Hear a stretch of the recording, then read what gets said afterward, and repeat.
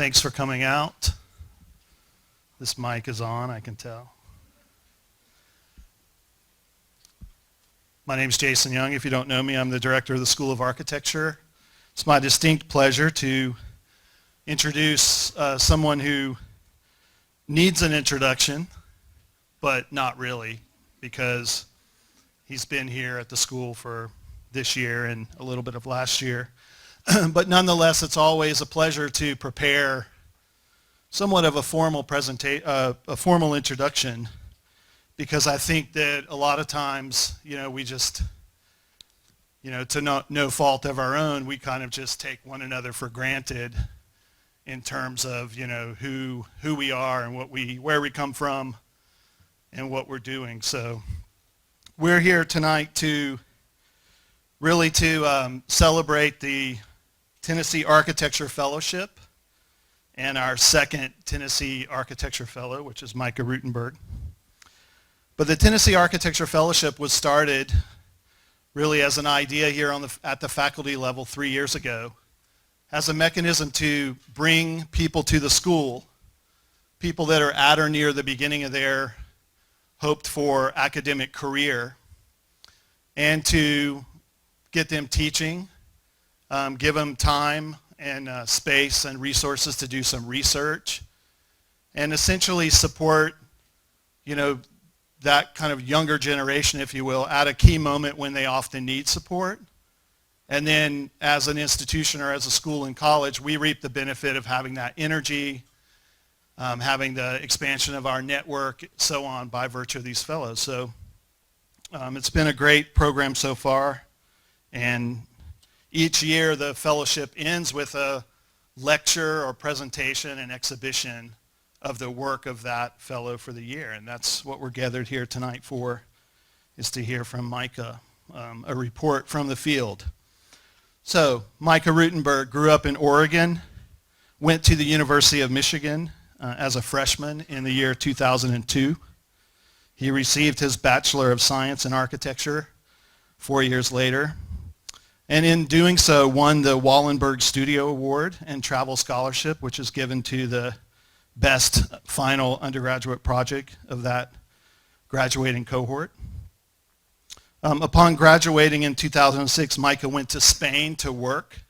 He worked for 4 years between his undergraduate and graduate education in Barcelona for Correa Moran Arquitectura and Actar Arquitectura. In 2008, he returned to the University of Michigan to work on his Master of Architecture, which he earned in 2010, and was then immediately recruited into a then newish one-year post-professional program, the Master of Science Design Research, or MSDR.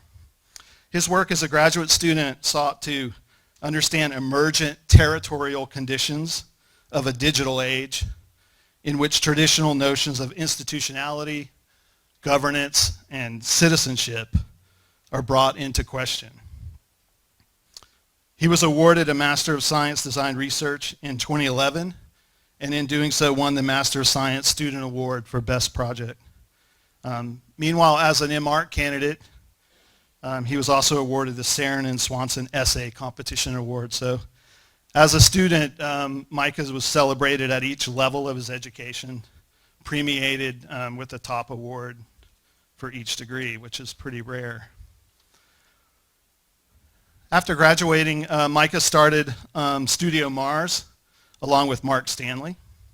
Studio Mars is a design research practice whose work is located at the convergence of everyday spatial practices, material cultures, and digital discourse.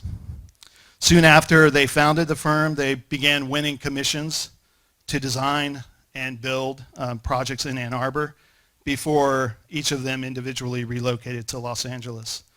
While in Los Angeles, Micah was teaching at Woodbury University from 2012 to 2016. And he was doing so both in the School of Architecture and in the College of Transdisciplinary Studies. He took an active role in the development of the undergraduate curriculum in the School of Architecture, particularly in the studio sequence. And he also taught in the fifth-year degree program, so similar to our SDP or our diploma studios. His pedagogy, his teaching, which is emerging, but also quite strong, is really concerned with technologies of representation, how we make decisions, when to deploy certain kinds of representations and in what context. Narratives of transdisciplinarity, is very much a thinker that thinks horizontally across multiple topics, and how the digital culture of late capitalism impacts space making. During his time in LA, Micah collaborated with Catherine Garrison Architects and Roto Architects, which is a collaboration that he had with Michael Rotundi that also led to him teaching a studio with Michael Rotundi at Arizona State University. So over these years, Micah has been writing and researching topics surrounding the contemporary culture of architecture. And he's had a number of papers and presentations and conferences, including one entitled Territorial Vision, Algorithmic Observers in the 21st Century City, which was presented in the Changing Cities Conference in 2015. And another of note for the context tonight, Geographies of Consumption, presented in Seoul, Korea at the ACSA International. Both of those topics, I think, are germane to the work that Micah's been doing as a fellow. Here looking at the landscape of East Tennessee and really thinking that through in terms of computational design and emerging condition of urbanism with and without the city, and looking at fantastic specimens of late capitalism. So I'd like to close just with a quote from his fellowship proposal. We can then test and see if he delivered on this promise.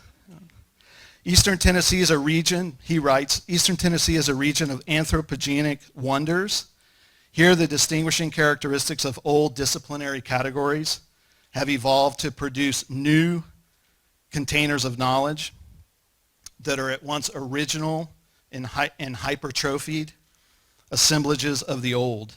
In their hypertrophied state, the edges of what distinguishes one category of thought and disciplinary discourse from another becomes frayed. In their place, other modes of practice in formation underwrite futures for architectural production. So please help me welcome Micah Rutenberg.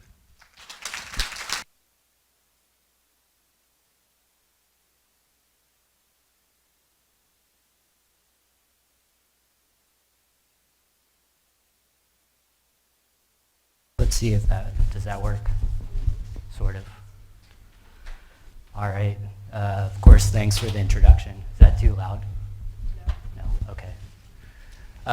Thank you, Jason, of course, for that amazing introduction. It's kind of interesting to see more consistency across the years than I really expected there to be. I don't always think of this work as having such a close relationship as previous work, but you made me see that it kind of does, which is pretty interesting. So thank you for that. So welcome all. I really appreciate you being here and taking time out of your Monday immediately after the break, especially and close to finals time and whatnot. But today I want to talk about what I call the techno-scientific petting zoo, which is this kind of construct for me to think about, to be able to think about this East Tennessee region. But I need to orient you to a couple of things that are up here.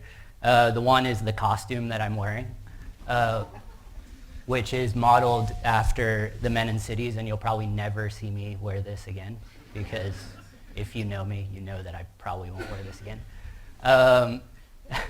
But this is a really interesting set of photographs by Robert Longo. They were taken in New York City on a rooftop, and basically what he did is he took a bunch of his friends in suits onto this rooftop and started throwing things at them and getting these sort of contorted positions out of them. And so it's this kind of critique. If you look at the original photos where they haven't been, sort of the backgrounds haven't been photoshopped out, you see the background of the financial district. So it's a lot about what's not there, what's not present, which is the kind of skyline of the city. But what we do see is the kind of subjectivity or that contorted body that's produced by that condition in the kind of the condition of the background expressed in the suit and the kind of contorted body around that. So it is a costume. I had actually planned I was going to get a, what do you call it, clip-on tie, and I was going to rip it off at some point, but it didn't show up. So maybe it's better that way. The other thing is that, so this is not, I'm not joking, this is not so this is, there's two films here, one that I did, which is a drive down Dolly Parton, what I call Dolly Parton Parkway, and it's looking out the right side from the freeway into the national park. So you're going to see this kind of section, and it's on loop, so it'll repeat. And then the top is a little video that Lauren and Lindsay put together I sent them on a trip to go to what's now Dolly Parton Stampede, which used to be Dixie Stampede. And I sent them on this trip to photograph for me. I've also been there, but I didn't have time to keep going back to Dolly Parton Stampede as much as I wanted to. So they did this pretty amazing compilation of their experience filming. So that's also on loop, and those two things, I'm not really going to speak directly to them, but it's to give you a kind of flavor of what's there as I'm talking, and to just hopefully be distracted at points as you want. And then our patron saint of East Tennessee, if not the world. So I'm going to talk about the Techno Scientific Petting Zoo.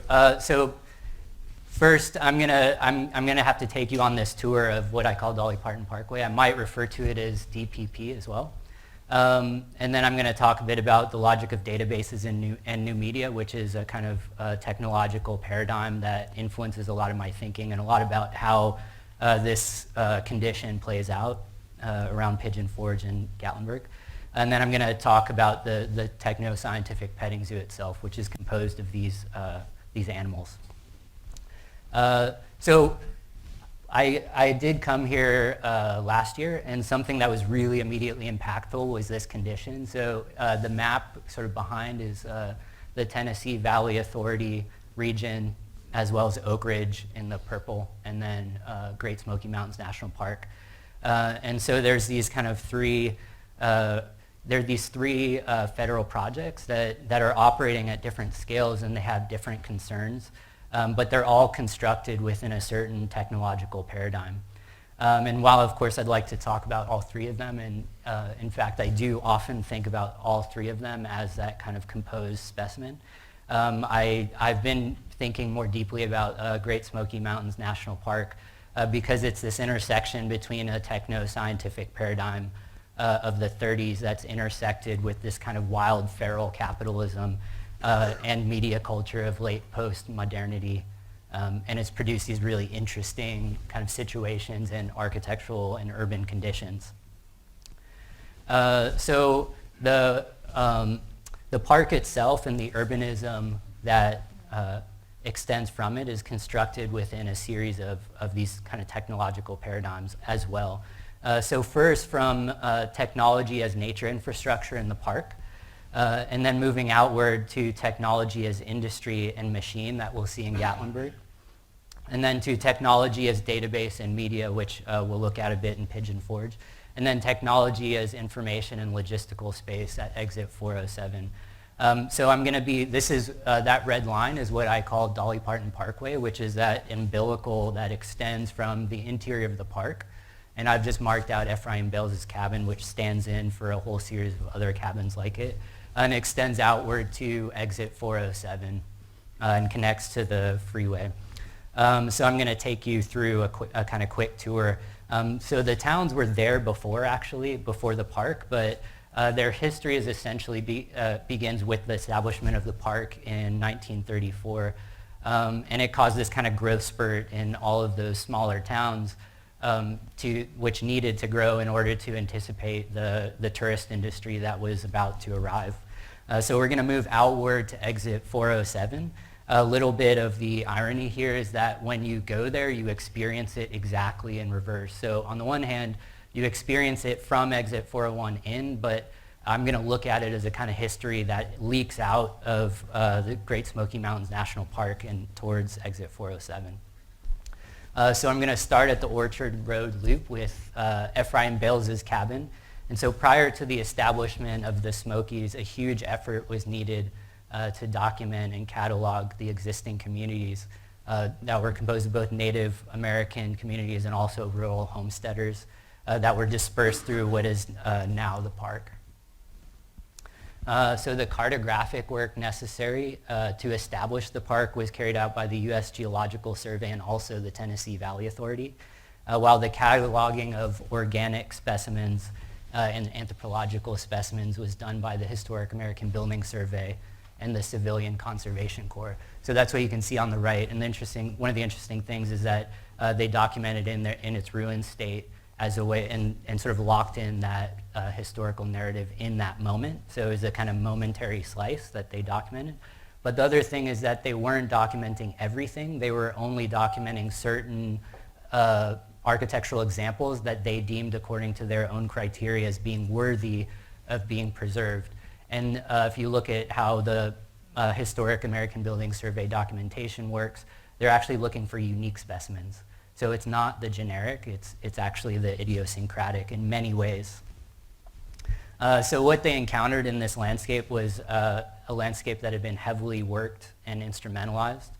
So local populations had cleared pastures for livestock and to cultivate small plots, and at the same time logging companies had established operations. So there's a lot of industrial scale mills, heavy machinery, train tracks, and also there were some dams in the park.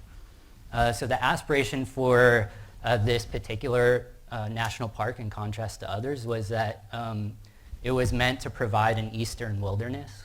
So one that would restore an ideology of the wilderness and frontierism to the east of the country. So there was a clear historical narrative that the Park Service wanted to reproduce in that. But this history was basically an image. So it was not intended to represent the deeply variable reality that was actually occurring, but instead a kind of coherent myth of American wilderness and a reproduction of the pastoral aesthetic that was dominant in the early 1900s. So while the narrative reproduced within the park was fraught with these historical myths, its methods of production followed a heavily scientific paradigm which lent authority to the narrative that they were constructing. So the park was categorically surveyed and rationalized into digestible into a digestible and coherent narrative.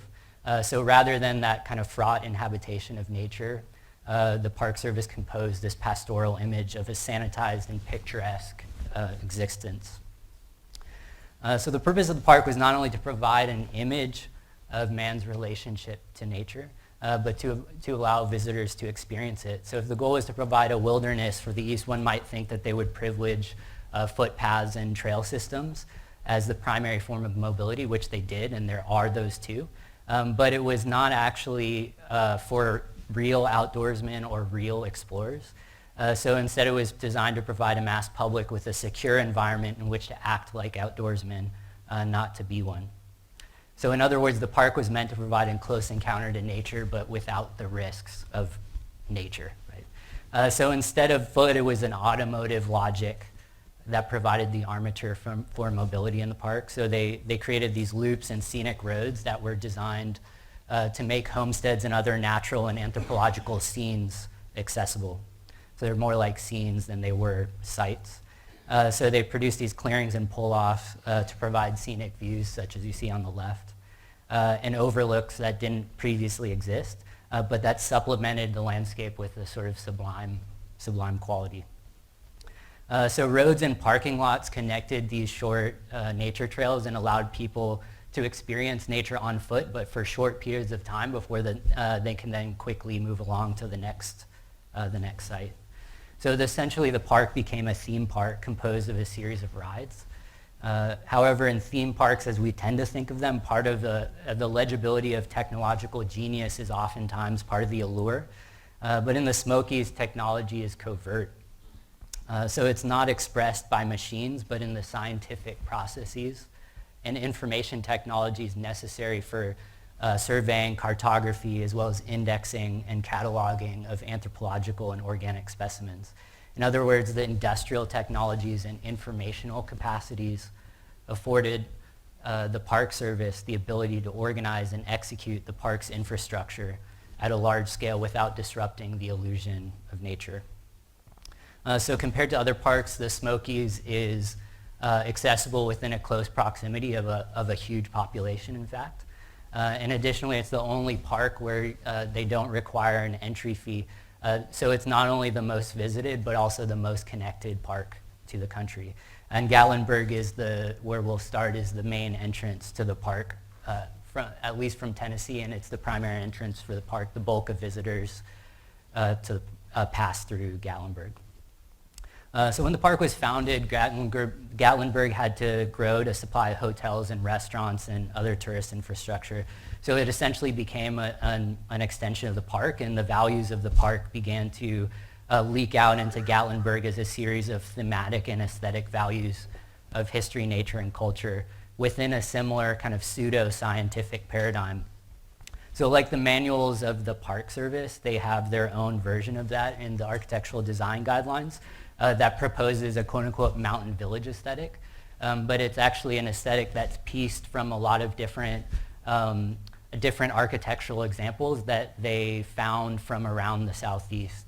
So it's this kind of, it's a kind of mix of a fictional and real aesthetic. So Gatlinburg is not actually much about the natural spectacle, but more the anthropological one. So the historical fiction of human settlement in the park leaks out into Gatlinburg and intersects with tourism and materializes the idiosyncrasies of abstract capital. So you get a kind of bucolic capitalism that replicates distorted versions of Ephraim Bales' cabin and others much like it. And whereas in the Smokies, technology was embedded and covert, like I mentioned, in Gatlinburg, technology begins to be expressed in these mechanical artifacts that get you off the ground.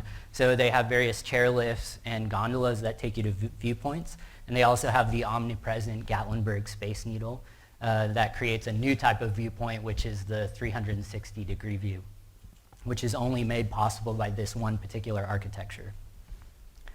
So in the park, the subject of mobility and experience is based on being on the ground and in the landscape. But in Gatlinburg, forms of mobility actually try to get you off the ground and essentially make the landscape the subject of the view.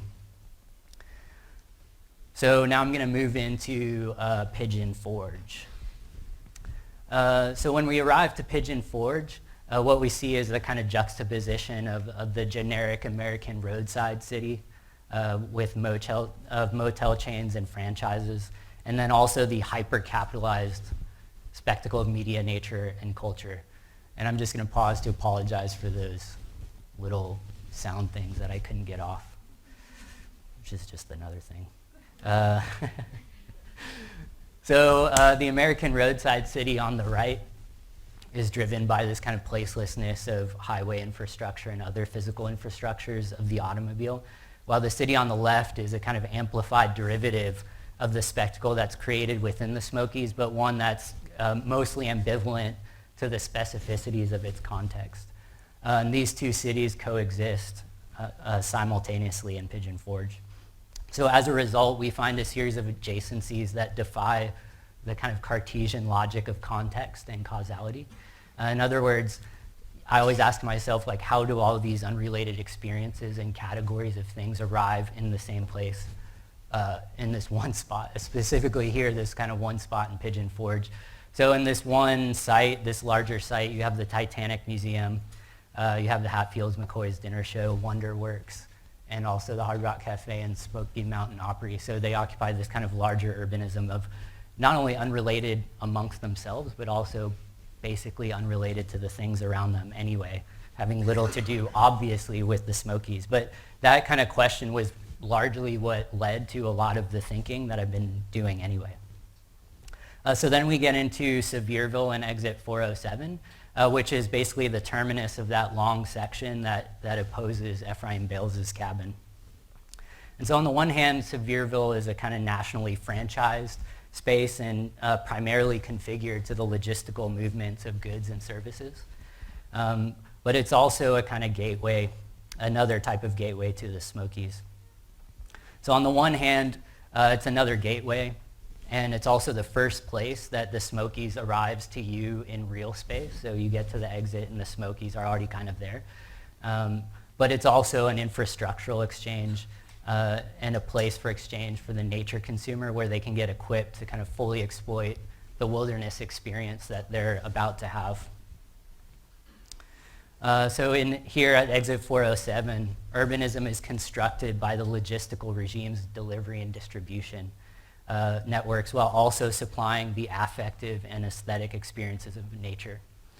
So by the time we get to Exit 407, technology is back to being embedded within the organization of information and delivery networks. But unlike in the Smokies, here nature arrives through consumer capital and reshapes us rather than us reshaping nature.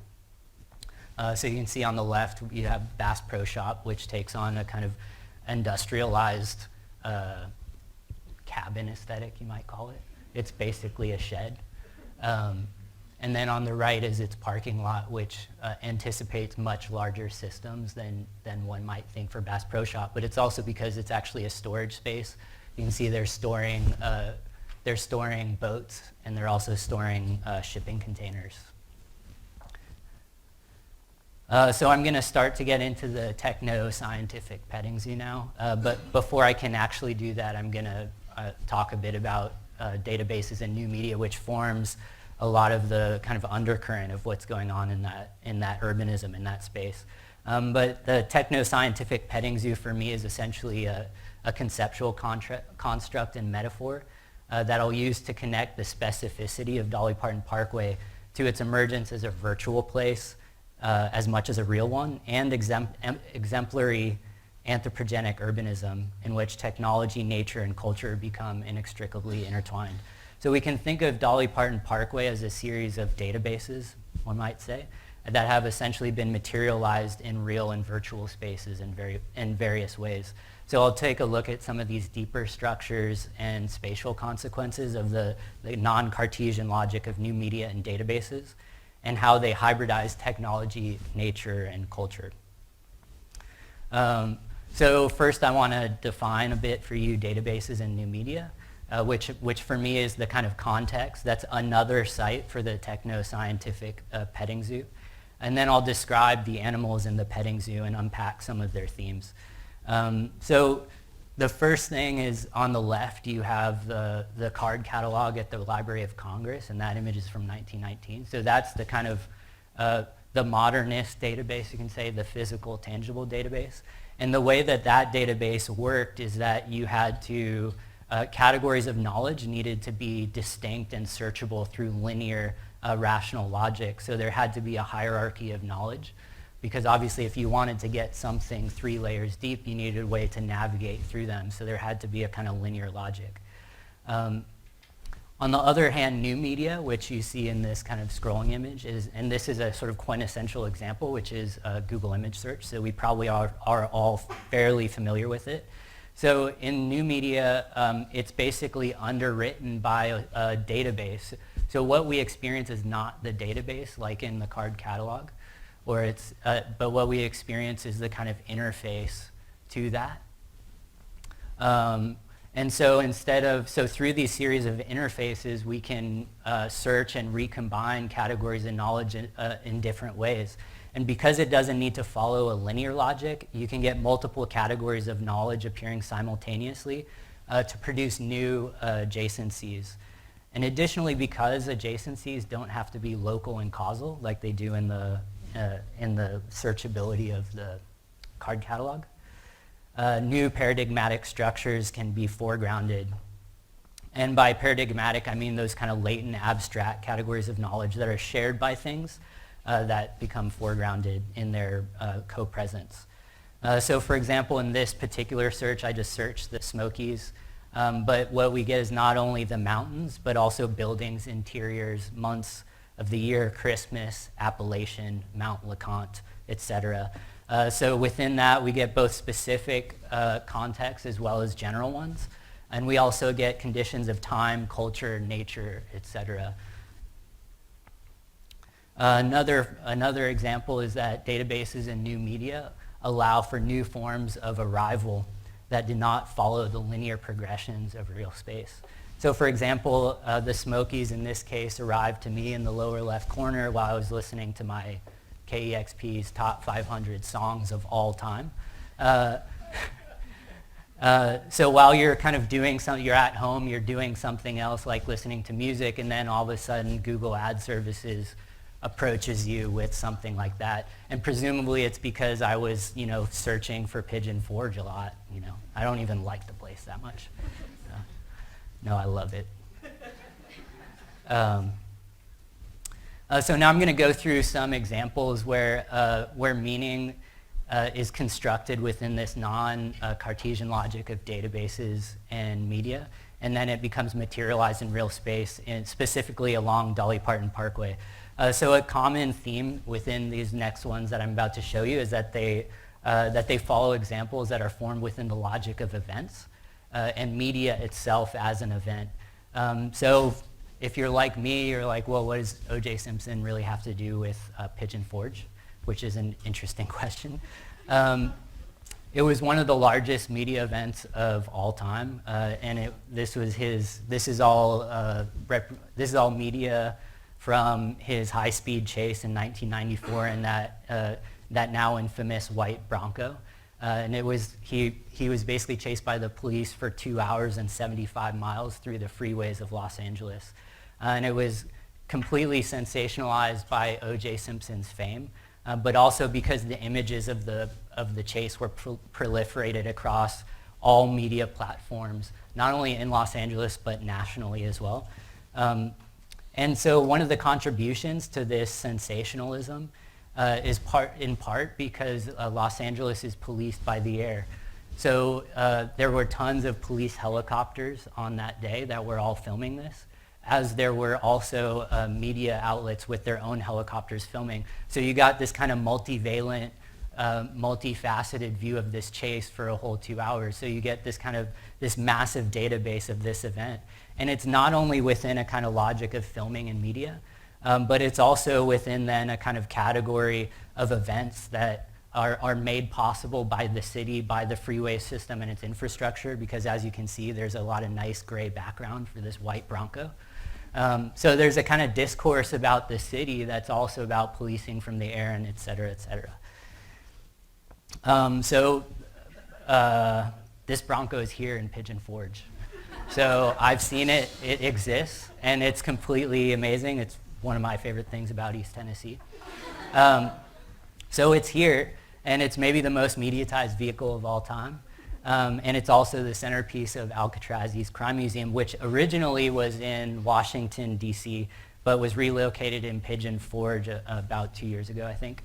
And when the CEO was asked why Pigeon Forge, he said, well, it's America's favorite subject, and it's near the Smokies, right? So Alcatraz East Crime Museum, which is the building on the top, it's the building all the way to the left in that top image, which is also adjacent to Stage West, which is a kind of cowboy outfitter, and also the Comedy Barn. It's modeled after Alcatraz in San Francisco Bay.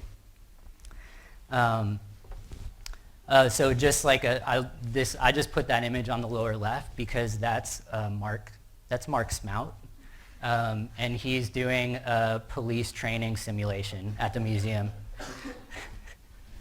So then we have the Hatfields and Mccoy feud, which was a feud between two rural moonshining families along the Kentucky and West Virginia border, and it lasted from 1863 to 1891.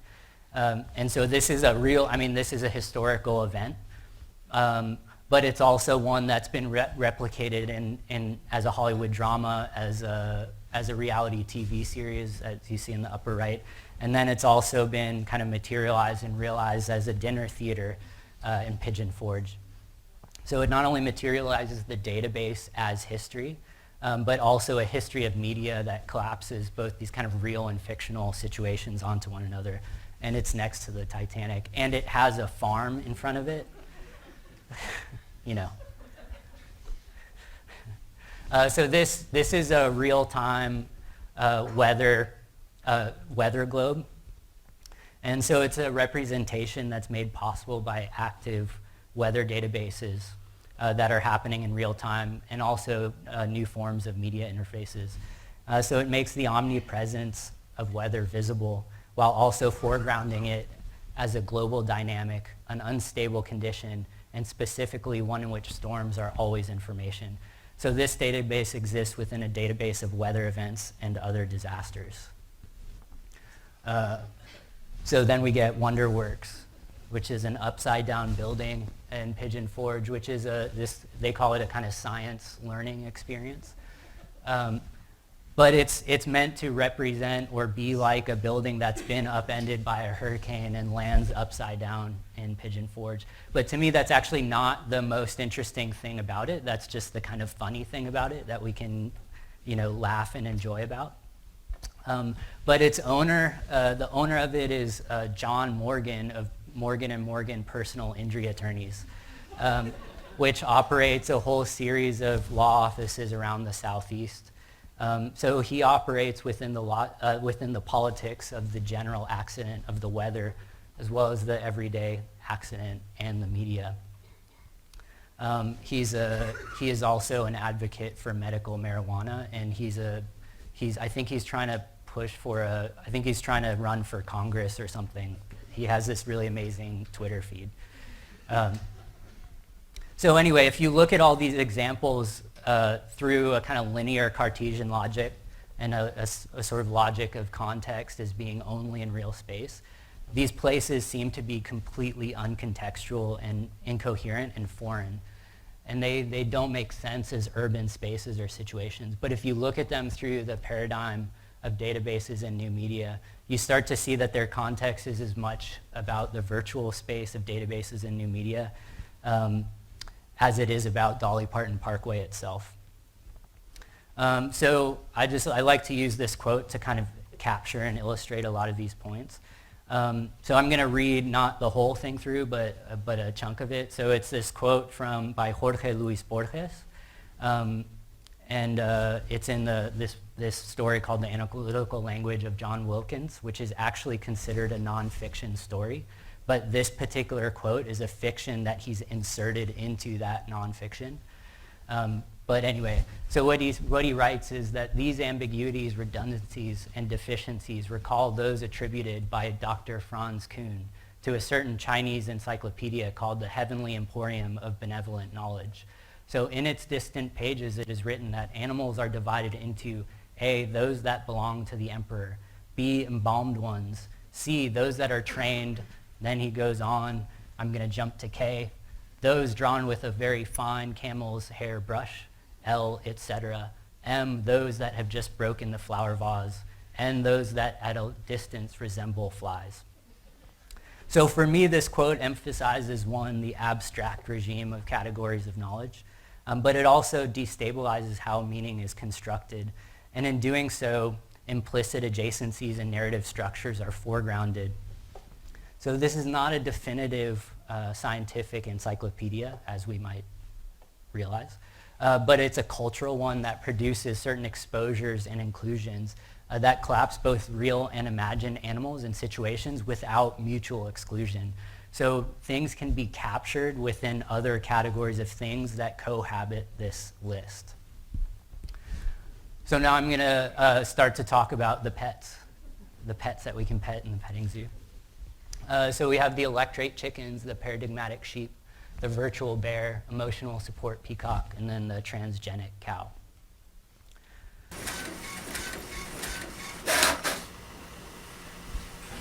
That was it.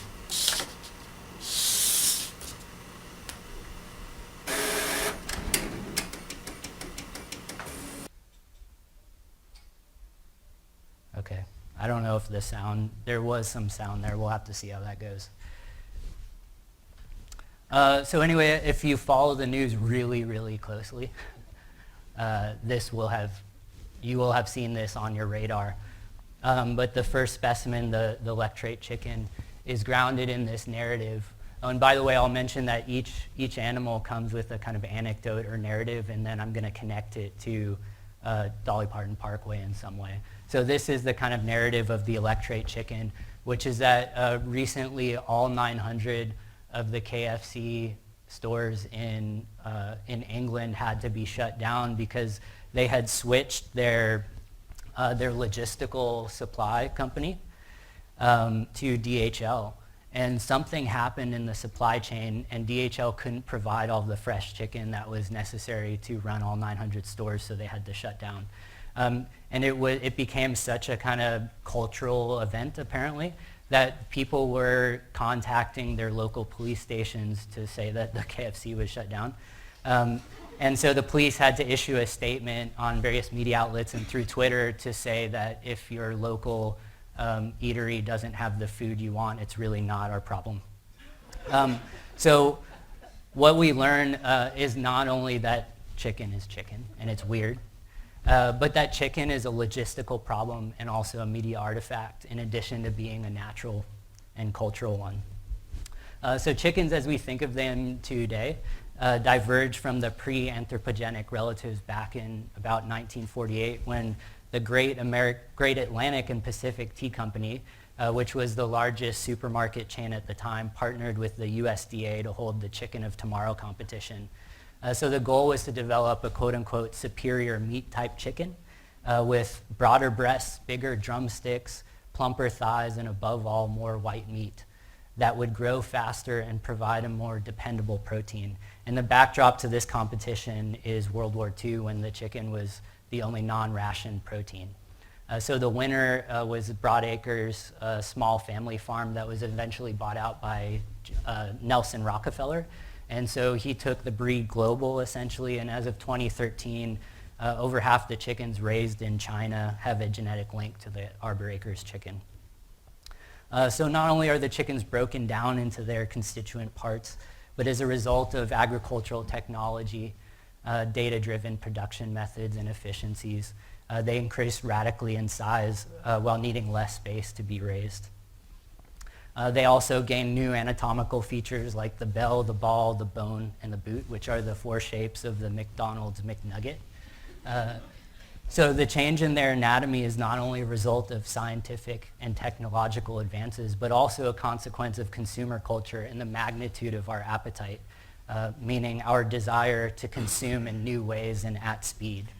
So the chicken is not just a natural thing, but an artifact that indexes the evolutionary entanglements of nature, technology, and culture. And further, late capitalism has fashioned the chicken into a media actor with collective intelligence and affective experience.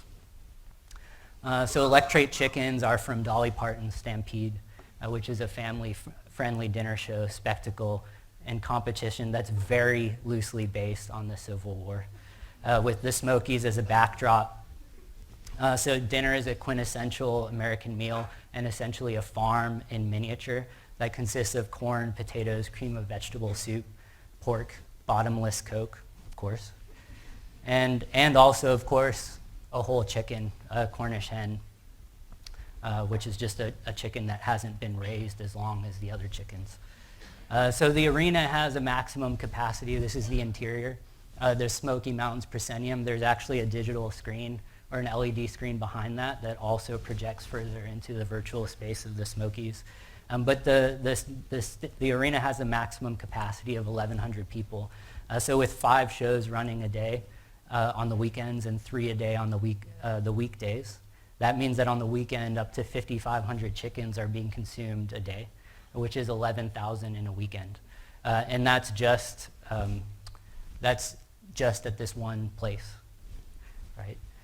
So as it turns out, the U.S. alone produces 9 billion meat-type chickens a year, and that's just the U.S. So that the kind of scalar magnitude of that is pretty astounding, and the way that starts to kind of converge and inhabit the space of...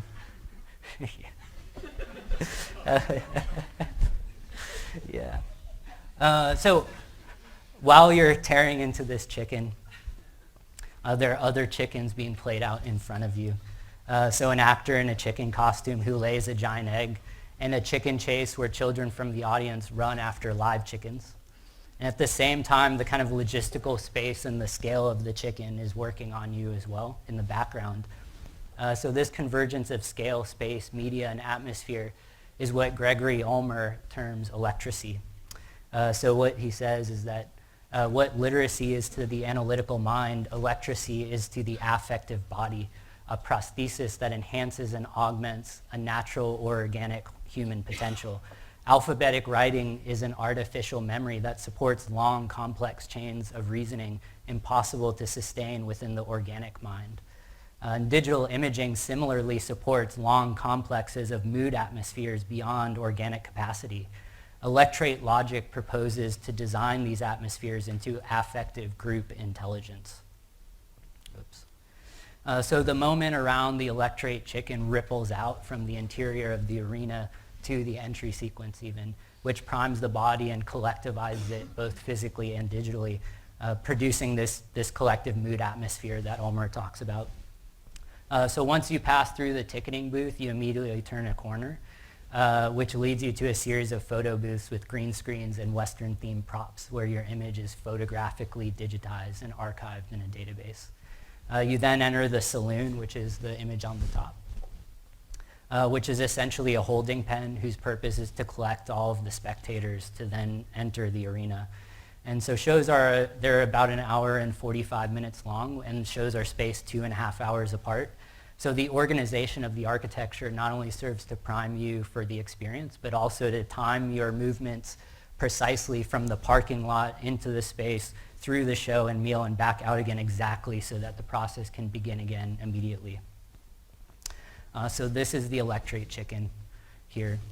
So it's the convergence of experiences onto an artifact that indexes the deep evolutionary entanglements of nature, technology, and culture.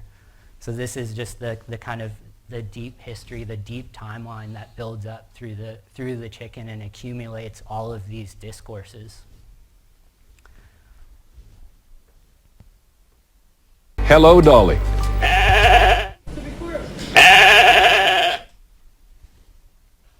Was that loud enough? Okay.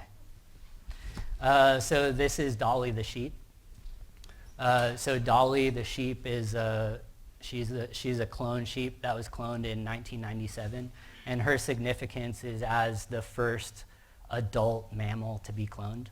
And so for me, this is a way to think about the genome as a database and bioinformatics as a paradigm for looking at culture. So clones might often be talked about as replicas, but they actually have multiple authors that I'll just use. I'll term them mothers and fathers. So Dolly the sheep actually has 3 mothers. So there was the sheep that donated the nucleus. There was the sheep that donated the mammary cells. And then there's a sheep that brought Dolly the clone to term. And I also like that there's a direct current pulse. So electricity is kind of inseminating this situation. So those are her mothers.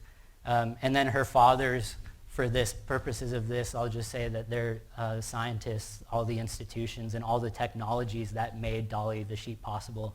So in other words, she's not just a clone, but a kind of hybrid of technology, nature, and culture.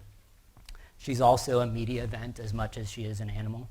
And part of that, part of her situation is that she's political, and she also brings up ethical situations about media, both in terms of a kind of technology and also in terms of a cultural situation. So as I mentioned a couple times, there's the Titanic Museum in Pigeon Forge, and it's not just a replica of the ship, but it's also a media artifact and one instance of a database that's been materialized in real space. So the museum reconstructs a composite of historical and media events. And by that I mean the movie, all of the documentaries on the History Channel and Discovery Channel, et cetera, all the ways that the Titanic has been reconstructed in various forms of media. But at the same time, the museum recalls the implicit and paradigmatic rhetoric of technological failure in the face of natural phenomena, which is hitting the iceberg. But this is one of various in real space. So there were the 2 that were made for the Hollywood movie. And then there's another Titanic Museum in Branson, Missouri, and there's currently one being built in China. So this, the one that's being built in China is budgeted to cost 105 million pounds, which is somewhere in the field of 104 or 140 million dollars. What's interesting about this ship is that it's going to be a full-size replica 1-to-1, and it's not just going to be a general representation or replica. It's meant to, they're going to reconstruct everything down to the last detail which includes the hardware, the handles, and even the engine. And I should also include that they're even going to reconstruct the meals that were constructed on the ship. Their limit, apparently, is that they wouldn't reproduce the iceberg experience because that would be too traumatic for people.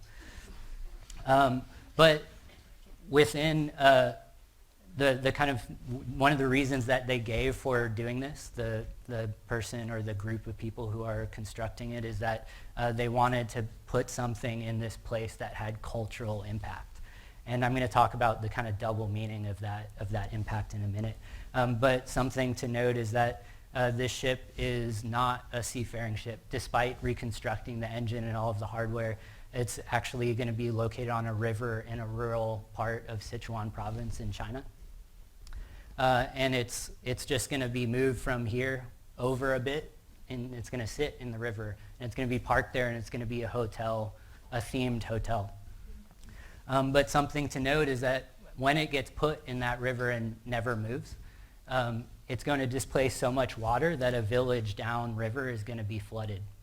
So when we talk about cultural impact, it means that the cultural impact of the Titanic as a kind of media artifact in both virtual and real space is also quite literal in the sense that it changes human habitation, settlement, and it also changes the environment.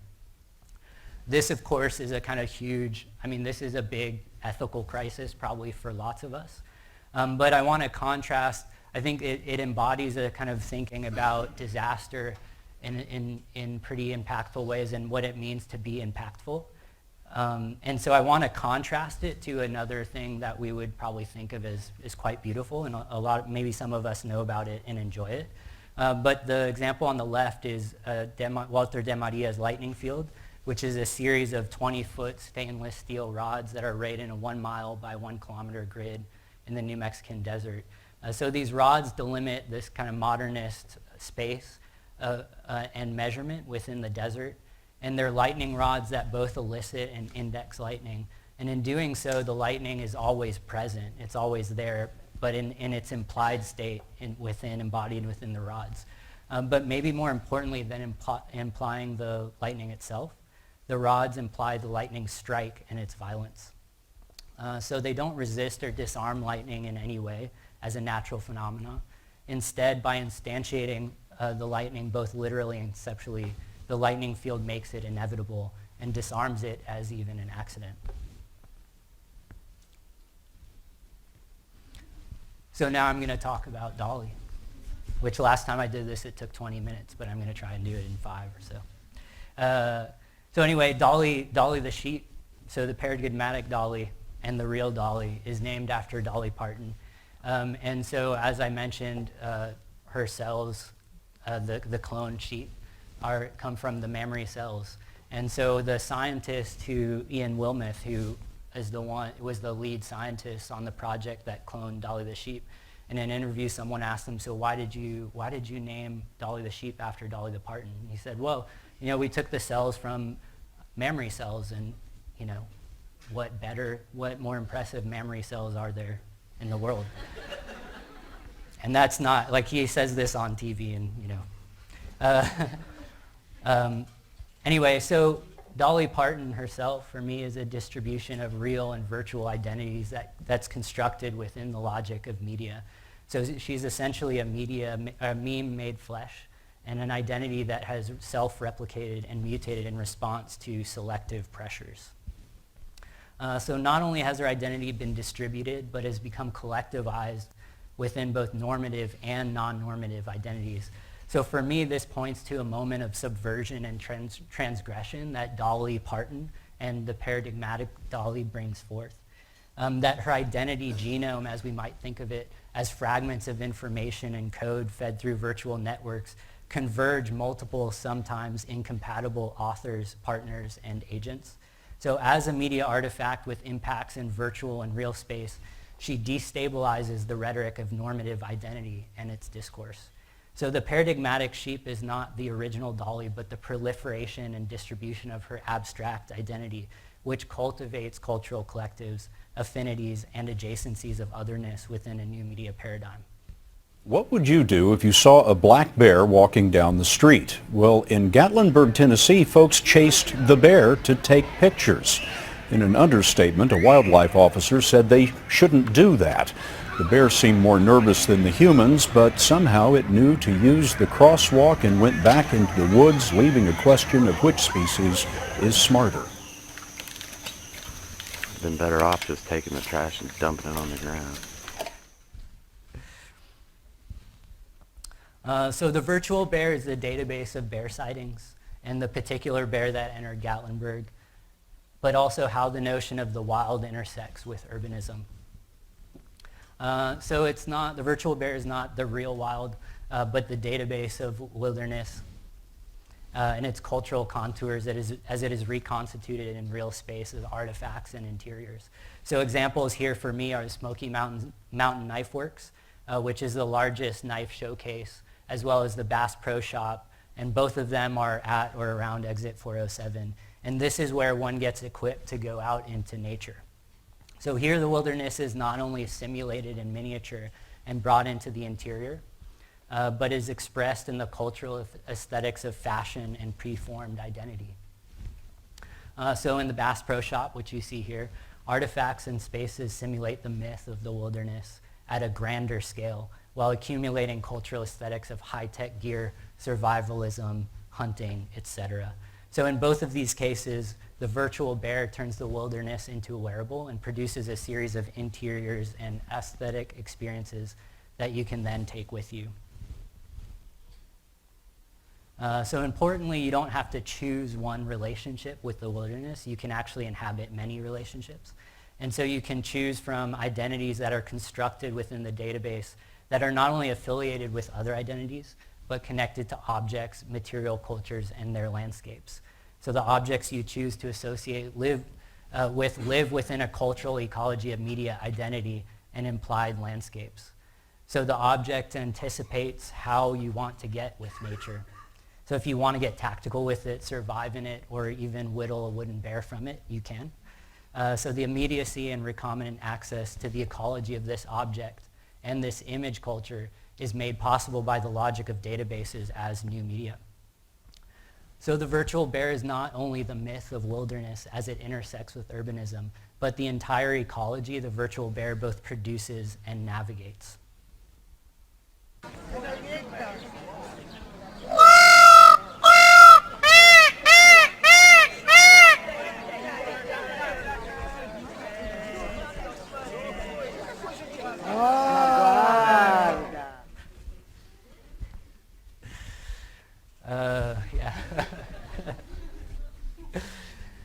So an emotional support animal is a companion.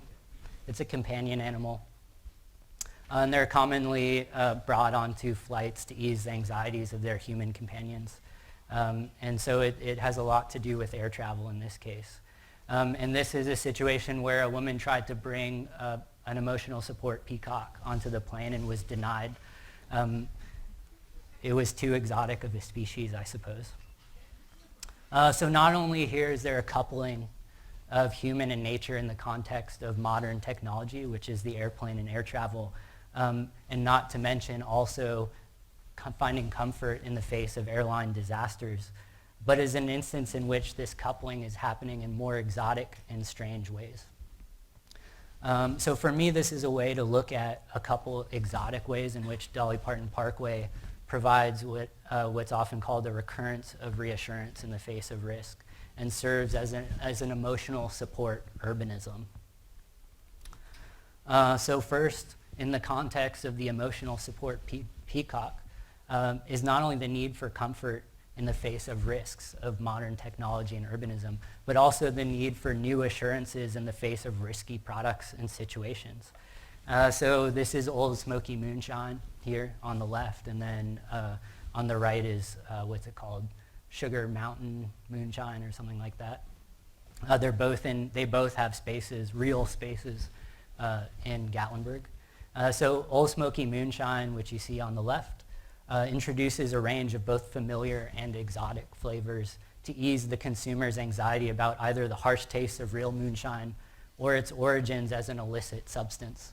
So rather than a select few bold takers, with the introduction of supplementary flavors and extra sweetening, moonshine now has a mass appeal that normalizes it and locates it in the same space as other equally tame drinks. And by that I mean all real space, the consumption of a liquid in real space, but also on the left you can see within the database it's just one of another drinks that coexist with wine, with all the wines and all of the other drinks that to us seem quite normal and usual. So they not only make the moonshine palatable, but they create new cultural situations in which it can be consumed. So in disarming the riskiness of moonshine with flavors, its history as an extra-legal concealed activity is also disarmed. So flavors create an abstract drink that becomes public and around which new collectives and spatial practices are formed. So these new cultural arrays and collective experiences are other virtual additives to the moonshine that couple with other objects and spaces, such as the rocking chair and the urban plaza, as it is seen in Old Smoky Moonshine Holler. And I have to thank Lindsay Clark, because a lot of these conversations happened with her in the context of, what was the flavor? Pumpkin spice moonshine. I could only find Tennessee orange. Right. So relative of Old Smoky Moonshine, but also an emotional support peacock in its own right is NASCAR Speed Park in Sevierville. So here you can choose from a series of miniaturized NASCAR tracks to go-kart on, but of course its controlled, delimited space doesn't have any real risk of the spectacle of the fiery crash. Instead, it has the illusion and allure of risk that's derived from the micro pleasure of feeling the same curve as your favorite NASCAR track. So unsurprisingly, the micro pleasure of speed is surrounded by the comfort and emotional support of franchise space and the potential to engage with familiar brands.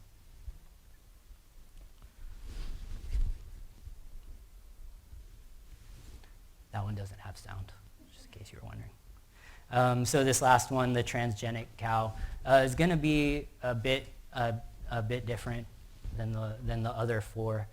So the other four I've thought about in various ways and thought through quite a bit. But the last one is not so much about a kind of specific example, but instead it's looking at ways of analyzing and representing territory. So that's what I'm going to share as the kind of conclusion. So the Transgenic Cow is a line of thinking that's been unfolding for me, and it's still a bit speculative. But it begins to see Dolly Parton Parkway through methods and techniques I've been experimenting with recently, and that are going to show up in the exhibition on April 23rd. And these are, a lot of the actual work is behind what I'm going to show you, so I'm looking at more the actual methods and the technologies that are at play. So the Transgenic Cow, the actual kind of narrative, is that it's a real thing as well. And so it's these cows that have been, their DNA has been altered so that to be able to accept human DNA, so they're proper chimeras. And so what the medical and agricultural industry has been pairing up to do is grow human proteins in cows, and then they extract it via the milk, and then they use the human proteins for nutritional and therapeutic purposes. So the Transgenic Cow it's a bioinformatic body, and it's a body in which data has been made flesh. So as data, it can be cut and pasted, recombined, or substituted to produce new data and new flesh. So it is not concerned for the delimitation of species, but rather how to diversify. And this is actually that. It's a kind of visualization of that process. So this is the genome of various cows. So first, I'm going to discuss two cartographic technologies that are becoming more common. And I've been playing around a bit with these and trying to think about them. So the first is photogrammetry, which you see here, and the second is LiDAR. So I'll talk about photogrammetry first and then go into LiDAR. So photogrammetry is, some of you might be familiar with this actually. It's a way of producing three-dimensional models using digital photography. So you might know it as Clone on your cell phone. or what is it, 123D Catch, or there's another Autodesk product that uses your cell phone to do this. And what I'm doing the same thing, but this is a kind of proprietary, or this is another kind of professional software that's designed to be used for drone photography. And the origin of this whole foray was actually my need to get I wanted to get a model of the entirety of Pigeon, or of Dolly Parton Parkway. But the problem is that in Google Earth you can get the topography, but you can't get all of the kind of three-dimensional buildings. And those three-dimensional buildings, so that's proprietary data, and it's derived from a series of algorithms that they use to combine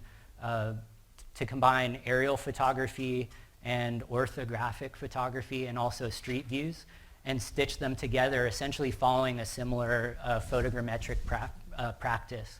So essentially, in photogrammetry, you'd photograph around an object and see all of its viewpoints, and then the software algorithms will take the light readings from those images, and will stitch the multiple images together, and then use distance as a function of light to compose the 3D model.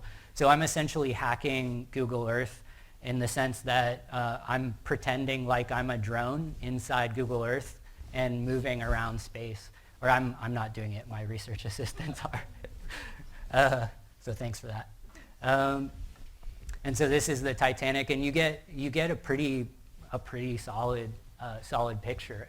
I think it's limited by what Google Earth is anyway, which is a series of distortions and interferences. So something that's important to me is that it's all non-hierarchical data. So even though on the image in the right you actually see color, which has meaning to you as certain materials, it's actually just a value that's in excess of X, Y, and Z. So rather than meaning the image of territory that you see on the left is based on resolutions and interferences, so how the data image produces a reading or a misreading of space, and how it can become differentiated within the interface or through its intersections with other data. So this is a case where actually you can align different chunks, and so you see two chunks where the program messed up and flipped them relative to one another. But also, I'm interested in not in how well one can reproduce an image. So I'm actually interested in these interference patterns between how we see and experience space and how technology sees and sees space. So what registers and what doesn't register. So more often than not, we think of these technologies like Google Earth as stable, cohesive models because of their high resolution, or the appearance of high resolution, but they're actually quite unstable, variable, and fragmented. So this is a little foray I did in this area, which you might now be familiar with. You have the Titanic on the left, Hatfields and Mccoy's down there towards the right side of the image, and Wonderworks even further. So I tried the kind of Ed Ruscha, every building on the Sunset Strip, where you just photograph every building. So I walked the street, which nobody, of course, ever does. I don't know why they have a sidewalk. But I photographed frontally at equal increments, which was a project that was bound to fail because none of these buildings are frontal in the sense. They're only frontal relative to the speed of the car and relative to the windshield. So that distortion was already interesting to me. And then I fed those images into the photogrammetry software, which didn't know what to do with it, and spit out somehow Hatfields and Mccoy's was really, it got it, right? And then also it really got the iceberg, but not the ship. So now this is a kind of LiDAR image here.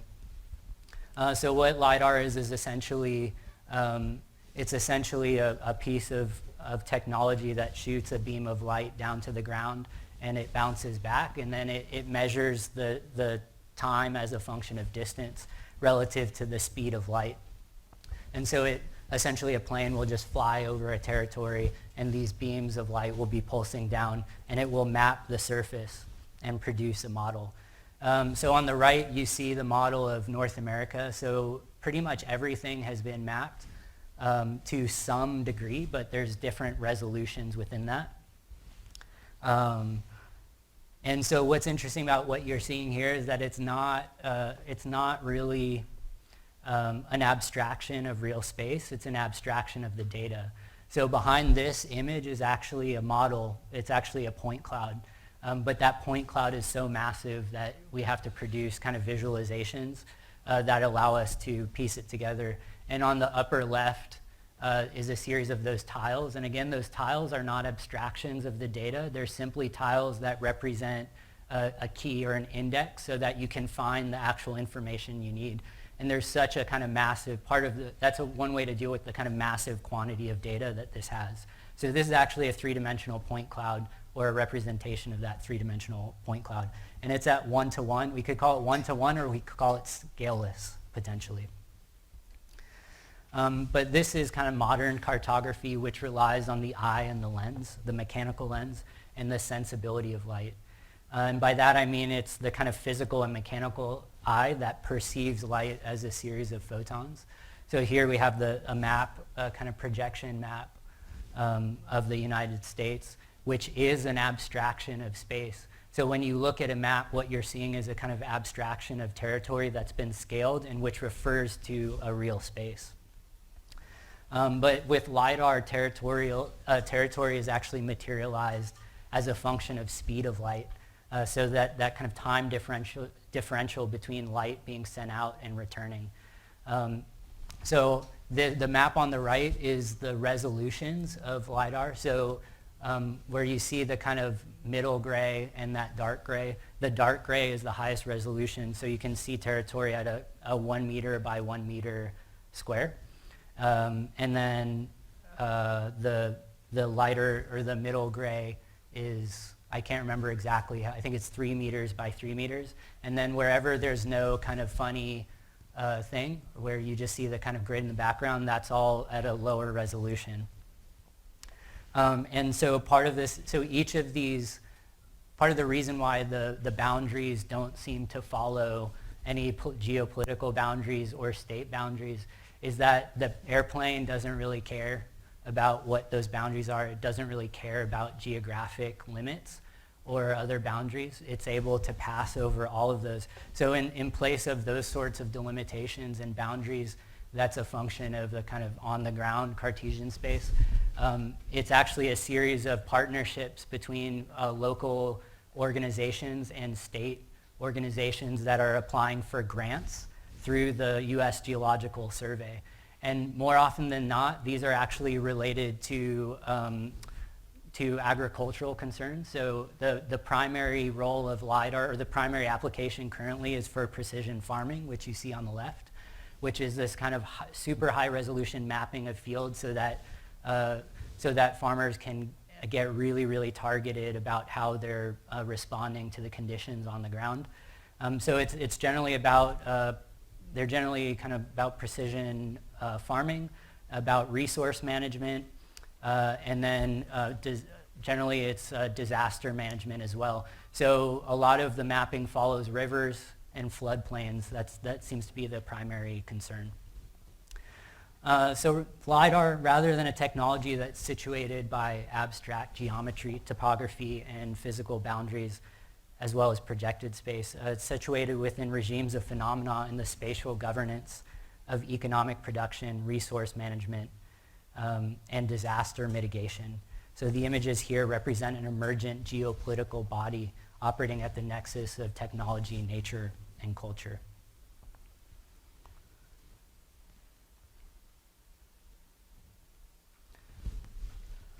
So this is an animation that shows the kind of composite overlay of first the projected grid, 1983 grid, which is the projection that's used by paper maps, and then the LiDAR grid that, like I said, are these cells of data. And then the actual data is starting to appear in this kind of flicker. And then it's about to show a bit of the different resolutions that come about. And it's now showing the cell that Pigeon Forge, Gatlinburg, Smoky Mountains are one of them.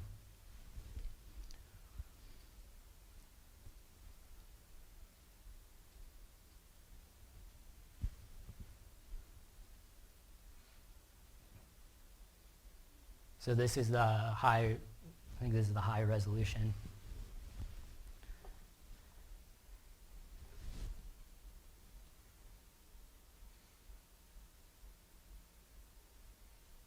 But maybe that's the end.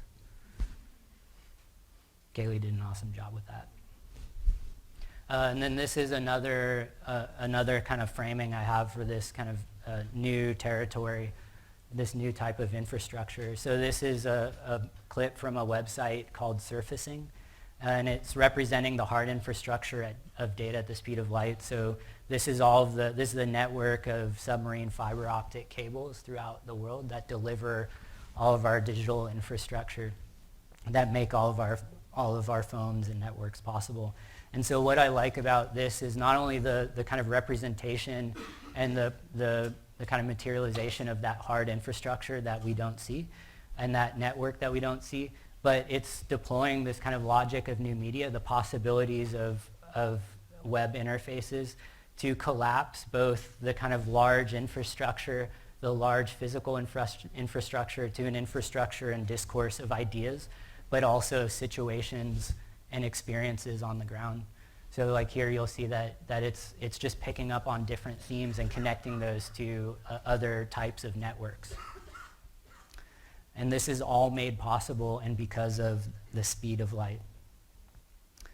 So the Transgenic Cow and new cartographic technologies suggest a new paradigm for reading and thinking about space. So generally, when we look at this image, we see electric light emanating from cities, and it becomes a way of measuring and visualizing human settlement. But there are actually two forms of light in this image. There's electric light as a sensible phenomena, and then light as speed. So they're mutually constructed in this image. We see the Cartesian space of urbanism formed by electric light. But what we don't see visibly, but is equally or maybe more present in producing urbanism, is light as speed. So the non-linear informational logics, logistical regimes, databases, and new media that form a new context for urbanism. And within this urbanism, technology, nature, and culture are not distinct categories. Instead, they become mutually captured conditions that explicitly and implicitly govern how we read and inhabit space. So thank you all very much for hanging out and looking at this stuff.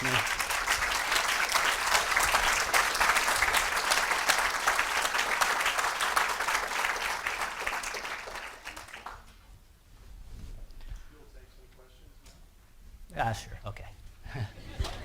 Yes, please. Yeah. All right. Anything? Yeah. One thing that's really I find fascinating about databases is recognition of certain data that you find relevant or irrelevant.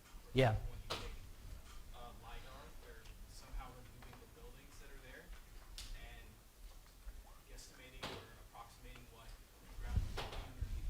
So I'm just curious as what your thoughts are on the evolution of certain data. Yeah, I think that's, I mean, there's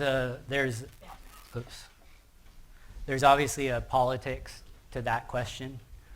That is, I mean, that's like a huge conversation, something that we've had in my seminar, in fact.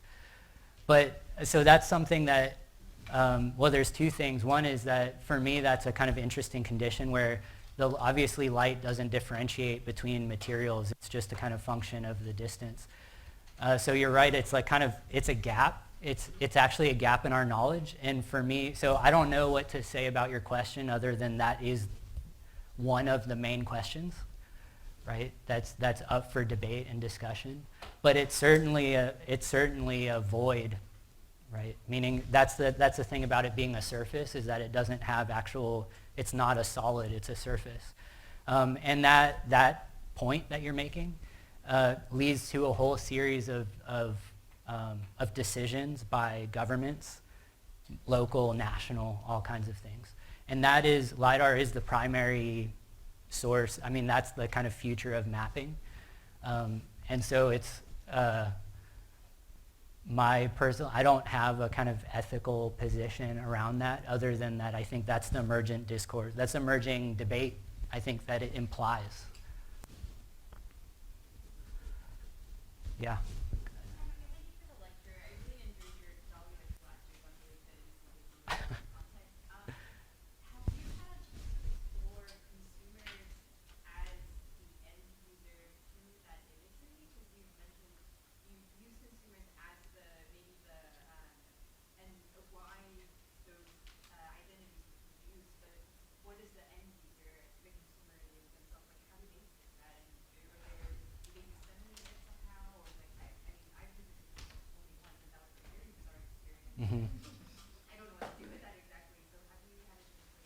So which, you're saying, have I, but which images are you referring to?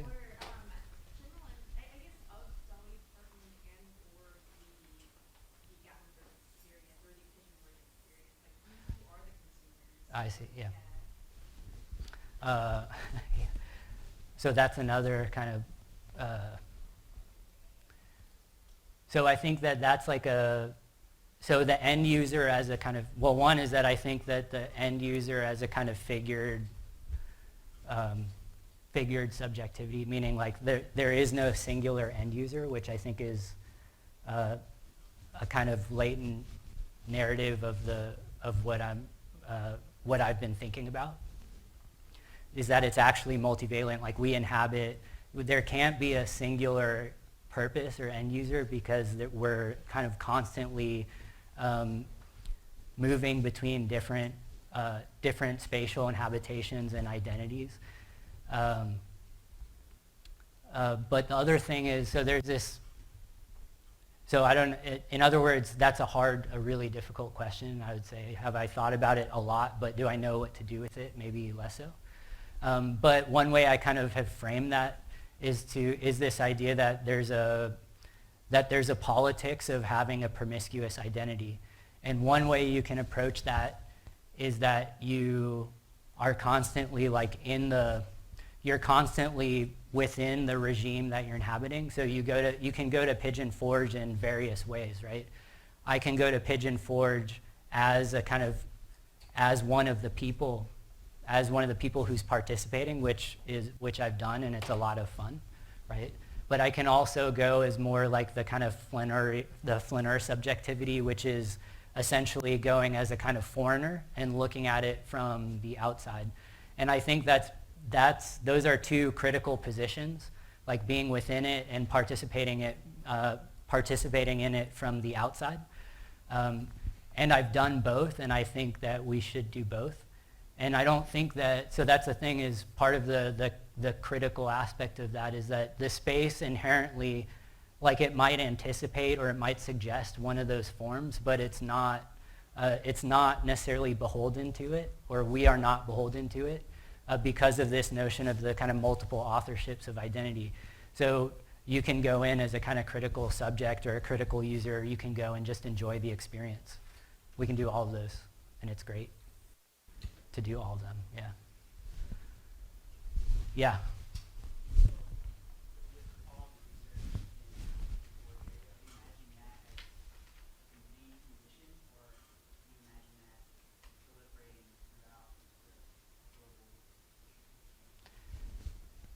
Yeah, the second one. No, I think, yeah, so it's interesting because part of the challenge is taking something that's so highly unique and idiosyncratic, like Dolly Parton Parkway, and it seems like it's a one-off experience, which in a lot of ways it is as a kind of real place, but it's also a global situation, meaning that all of the mechanisms that are at play and operate in all cities and all urban conditions. It's just in other cities they're often not as obvious or as explicit. So the kind of counterexample to Pigeon Forge is the kind of smart city that Shannon Mattern has talked about when she came to lecture, the one that's all glass and kind of modernist skyscrapers. The exact same logistical logics, the exact same forms of consumerism are at play. It's just that they're not They're not overt in themed spaces, and they're not overt as kind of nature, right? That's the kind of overlay that's unique to Dolly Parton Parkway. So that part is kind of specific, but to me it's a kind of paradigm. It's a way of looking and reading at potentially all spaces. So like I said in the beginning, I was actually interested in the whole condition.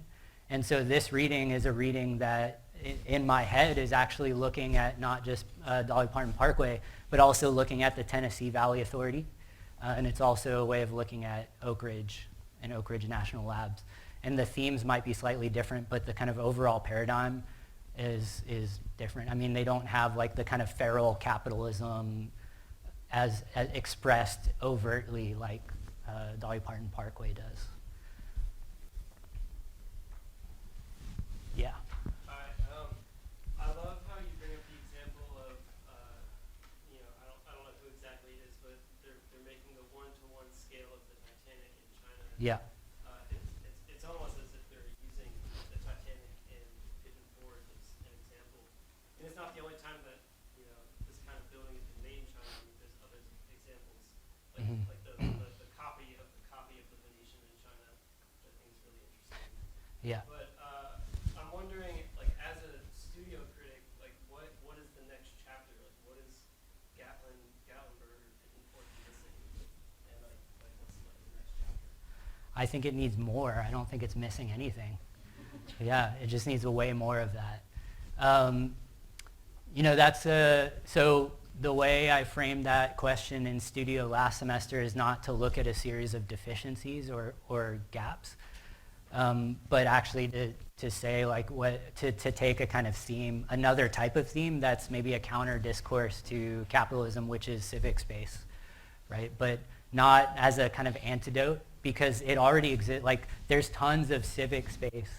All of the same types of institutions are in all of these cities, just like anywhere else.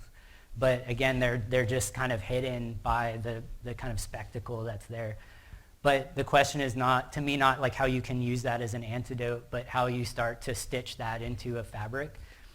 And I don't mean that as just like real space, but also that kind of paradigmatic space where you're trying to, where it's much more kind of sneaky, right? That it could be stitched into a situation like that by addressing some of the same kind of larger abstract categories of like everyday disasters, for example, or the kind of accident as a way to think about a civic space. And I'm just making that up, so I don't know what that looks like or what that means exactly, but I think to me that's a pretty interesting prompt, is when you say, okay, so this is the thing, and again, it happens everywhere, and it has the same mechanism, so how do you use the same mechanisms on something like the civic? And what would that look like? The kind of speculative, but the kind of speculative, imaginative quality to that thing. Yeah. I don't know if that's... Yeah. You observed certain conditions in Pigeon Forge, which is essentially a sort of distributed landscape. Mm-hmm. And if you were to consider the same conditions in a condensed landscape, say in the form, Yeah. would you find similar conditions and strategies? Would you find the same sort of patterns generated by the datascape? I think the themes would be different, but the same. I think like I sort of mentioned before, is that it's a global situation Right, as much as it is. That's why I'm playing this question. Yeah, yeah. Because you're saying that at some level it's a global condition. And Yeah. so I'm like, okay, here's an example you've looked at closely. Here's an example that seems to have a lot, but very little in common with it. Mm-hmm. And how does this investigation of datascape play out in that frame? Yeah, I mean, I think it's a question of what the thematics So I think it's a question of what the thematics might be.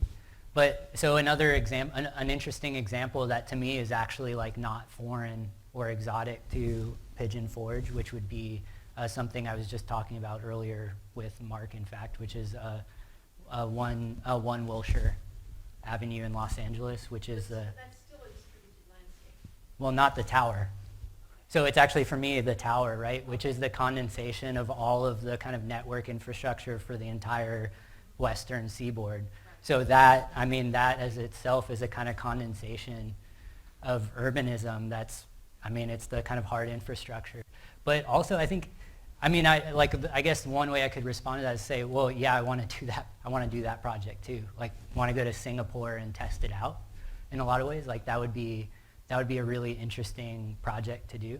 The other way is to look at it as a series of, which is sort of what Lev Manovich talks about in terms of new media, is that they're just a series of redistributions of data. So whereas one type of urbanism might become expansive due to a whole series of local contexts, which are not erased by data logics, right? They're still present, they're just co-present with other things. While some things might be distributed and become extensive, other things get condensed even more. So like you get the 1 Wilshire as one type of that. I like your example. Yeah. Oh, okay. Well, then I'll stop there. But another one is like the SEZs in China, right? That are just they become the most densely populated places in the world, and they're basically built in a few number of years out of from like the ground up, and so that's a place where urbanism has condensed so that Pigeon Forge can be expansive.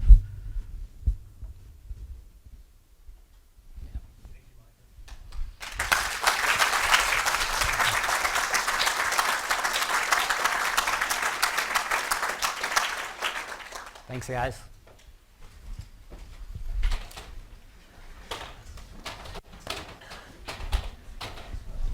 Thank you. I should.